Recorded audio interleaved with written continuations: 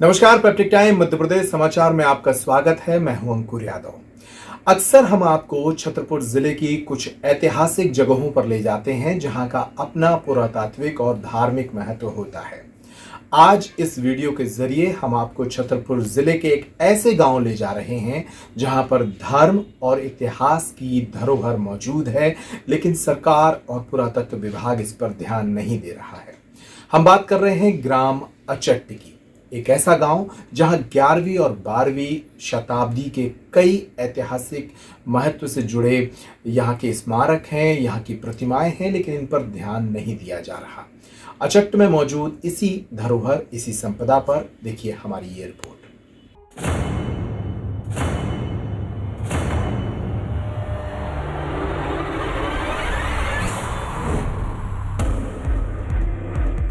छतरपुर जिले के अनेक ग्राम पुरातात्विक धरोहर से संपन्न हैं। इन गांवों में आज भी प्राचीन धर्म, कला और संस्कृति की छाप देखने को मिलती है।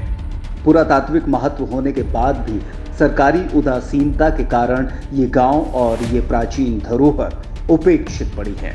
इन्हीं में से एक गांव है अचट्ट। यहाँ तो करीब से करीब 1 ट्रक मूर्ति चली हुई होगी यहाँ से। हम मंदिर मंदा बताए जेठी था, है नहीं कि हम मंदिर मंदा हती।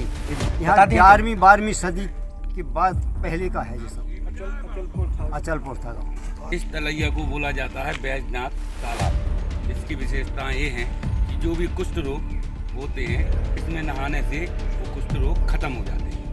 नौगांव और ईशानगर के बीच मौजूद इस गांव में धर्म और इतिहास से जुड़ी कई निशानियां मौजूद हैं।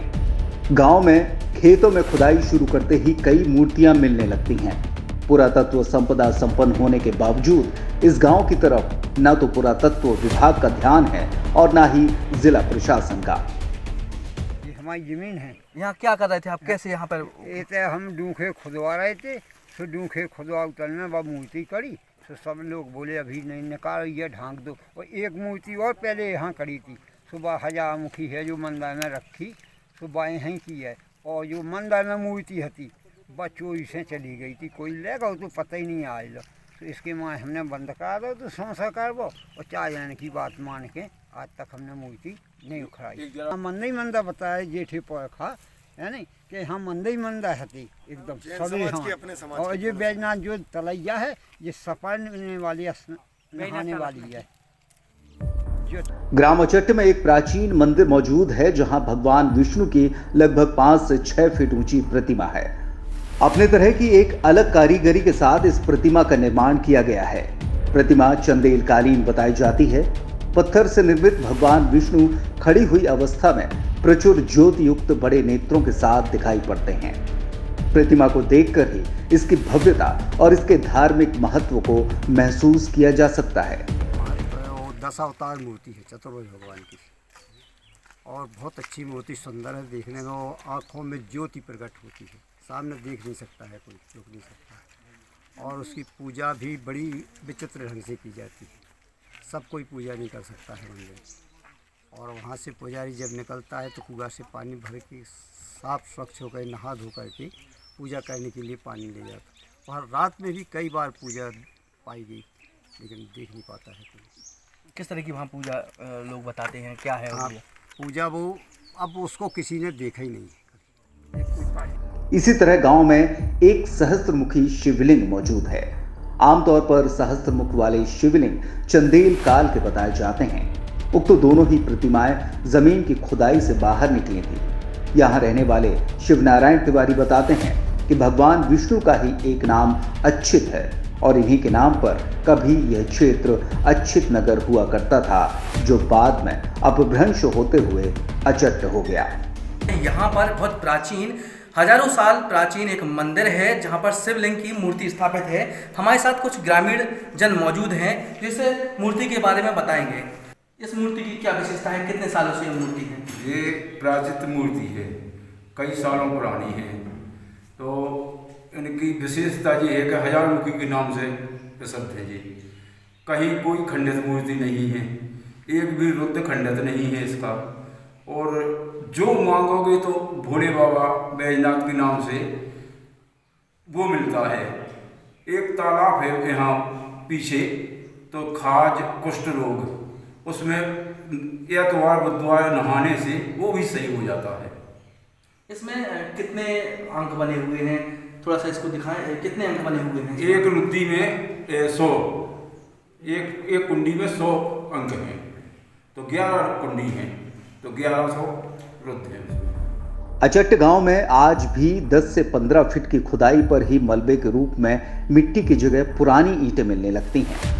यहाँ के एक किसान शिवदीन यादव बताते हैं कि उनके खेत में अब तक खुदाई में कई छोटी बड़ी खंडित मूर्तियां मिल चुकी हैं।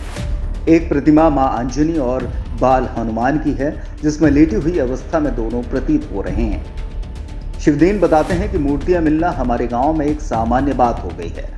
अब तक कई प्राचीन मूर्तियां यहां मिल चुकी हैं। कुछ मूर्तियों को गांव के मंदिर में रखा गया है, तो वहीं कुछ मूर्तियां चोरी चली गईं। ये माता अंजनी की मूर्ति है, जो कि आपने अभी महावीर स्वामी के अगल बगल में गेट के बगल में देखे हैं। वहाँ भी अंजनी माता की 2 मूर्ति रखी हैं, वो भी निकली थी, वो लोग गाँव में निकली थी। और ये मूर्ति जो यहाँ पर है सेम टू सेम वही अंजनी माता की मूर्ति है, जो कि बब्बा जी हनुमान जी उनके बगल में बैठे हैं, मतलब लेटे हुए हैं। ये अंजनी माता के नाम से जाने जाते हैं। ये बहुत पुरातत्व विभाग में हमारा गांव आता है। पुरातत्व विभाग की चीज़ें कई जगह यहाँ पाई गई हैं। आज भी है जो पुरातत्व विभाग की मूर्तियाँ निकल रही हैं, जगह जगह निकल रही हैं, लेकिन यहाँ गौर दौड़ ना होने के कारण यहाँ मूर्तियाँ अस्त व्यस्त खिस्त चली जाती हैं इधर उधर। यहाँ तो करीब से करीब 1 ट्रक मूर्ति चली गई होगी यहाँ से, मंदिर से भी चली गई, लेकिन गांव की इधर उधर से नहीं गई। जमीन में खुदाई के द्वारा नहीं मिलती क्या? मिलती हैं, जैसे किसी ने कोई ज़मीन की खोद की है जगह, या टैंक खोदा, या गड्ढा खोदा, या कहीं कुआ खोदा। क्योंकि यहाँ पर मतलब पूरे अचट में है, जो अचट में 10 फुट 12 फुट नीचे तक ही पुराव है। इससे महसूस होता है कि कभी के ज़माने में भूखंडन होगा या भूखिस्खलन होगा, तब ये मूर्ति इतनी नीचे तक पहुंची हैं। यहाँ पे कई बर्तन वगैरह है, दीपक वगैरह है, और जिस शिलालेख पत्थर दाल बांटने के वो भी पाए गए हैं। कई चीज़ें ऐसी पाई गई हैं जाके कि पुरातत्व में इतनी निकली। जब निकली हैं तो यहाँ पर यही होना चाहिए कि ये किसी न किसी भूखिस्खलन के द्वारा ही ये अचलपुर ग्राम में करके अचट की स्थिति में आ गया है। और ये मूर्तियाँ इधर उधर है, यहाँ पे कोई गोड़ दौड़ भी नहीं है, सब पड़ी हैं जहाँ तहाँ पड़ी। गांव में एक खेत की खुदाई के दौरान जब एक स्थान पर मिट्टी ज्यादा धसक गई तो वहां से मलबा हटाया गया। इस स्थान पर ग्रामीणों को एक ऐसा कुआं मिला जिसमें नीचे की तरफ एक सुरंग मौजूद थी। वक्त के साथ सुरंग भीतर से मलबे में धंस गई है, लेकिन कुएं के नीचे अब भी उसे स्पष्ट रूप से देखा जा सकता है। गाँव में एक बैजनाथ तालाब भी मौजूद है। यहाँ के रहने वाले प्रेम नारायण अवस्थी बताते हैं कि ऐसी मान्यता है कि त्वचा रोग से जूझ रहे लोग इस तालाब में स्नान करने के बाद ठीक हो जाते हैं। अब यहाँ के कुछ लोग हैं जिनसे हम पूछना चाहेंगे कि यहाँ पर किस तरह की आज तलैया थी और अब क्या इसकी दुर्दशा है और क्या होना चाहिए। जी क्या नाम भैया आपका? धीरेन्द्र पारा सर। कहाँ के आप? हम बड़ा गांव के हैं। जस्ट नज़दीक में लगा हुआ गांव है यहाँ पर। आपने इस तलैया को देखा, यहाँ पर क्या क्या विशेषता है? इस तलैया को बोला जाता है बैजनाथ तालाब। इसकी विशेषताएं ये हैं कि जो भी कुष्ठ रोग होते हैं इसमें नहाने से वो कुष्ठ रोग खत्म हो जाते हैं। इसकी यह बहुत ही विशेषता है। कई लोगों ने बताया कि हम लोग भी आए यहाँ नहाने से, जो भी कुछ खाज खुजली जो भी विशेषता मतलब जो भी हुआ वो सब खत्म हो जाता है नहाने से। इसकी विशेषता ये है कि मतलब खुजली उजली जिसको होती है तो वो हमारे यहाँ नहाने के लिए आता है। उसमें नहाओ और नहाने से उसकी खुजली ख़त्म हो जाती है। नहा के और शंकर जी यहाँ जल चढ़ाओ, उसकी खुजली ख़त्म हो गई है। छतरपुर जिले के इतिहास में पीएचडी प्रोफेसर सीएम शुक्ला बताते हैं कि अचट भगवान विष्णु के नाम अच्छित पर पड़ा है। यहाँ मौजूद भगवान विष्णु की प्रतिमा और कई अन्य पुरातात्विक संपदा 11वीं और 12वीं सदी के अवशेष हैं। इस दिशा में पुरातत्व विभाग और सरकार को काम करना चाहिए ताकि हमारी प्राचीन धरोहर को बचाया जा सके।